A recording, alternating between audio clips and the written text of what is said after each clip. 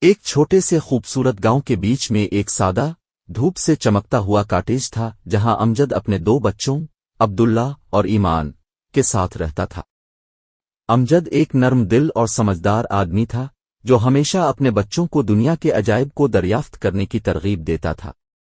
عبداللہ بڑا بھائی ایک تجسس بھرا اور مہم جو لڑکا تھا جسے فطرت میں بڑی دلچسپی تھی، جبکہ ایمان اس کی چھوٹی بہن تخلیقی ذہن کی مالک تھی اور چھوٹے چھوٹے واقعات سے کہانیاں بنانا پسند کرتی تھی۔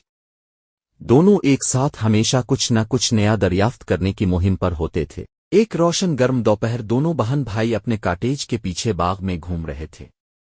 عبداللہ نے کچھ غیر معمولی دیکھا، ایک تنگ راستہ جو جنگلی پھولوں اور بیلوں سے ڈھکا ہوا تھا اور جو ان کے پہلے سے ہی بڑے باغ کے ایک پوشیدہ کونے کی طرف لے جا رہا تھا۔ دلچسپی میں وہ اس راستے پر چل پڑے، ان کا راستہ پتوں کے سائے سے چھن کر آنے والی سورج کی روشنی سے روشن تھا۔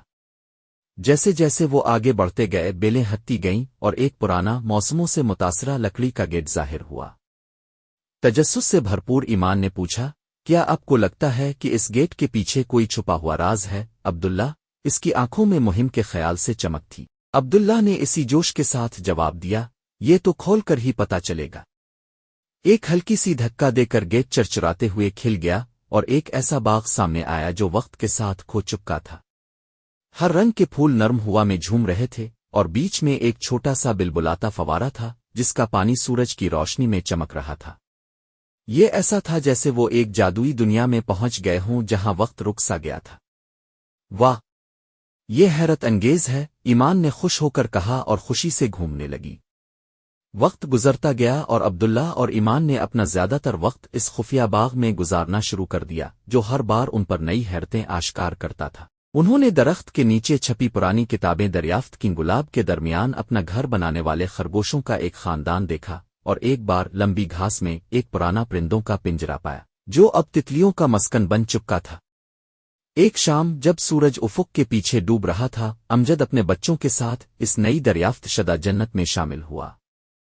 اس نے توجہ سے سنا جب عبداللہ اور ایمان اپنی مہمات جوش و خروش سے سنانے لگے۔ ایک نرم مسکراہٹ کے ساتھ امجد نے کہا، یہ باغ تمہارے پردادا نے بنایا تھا، تخیل اور ترقی کے لیے ایک جگہ۔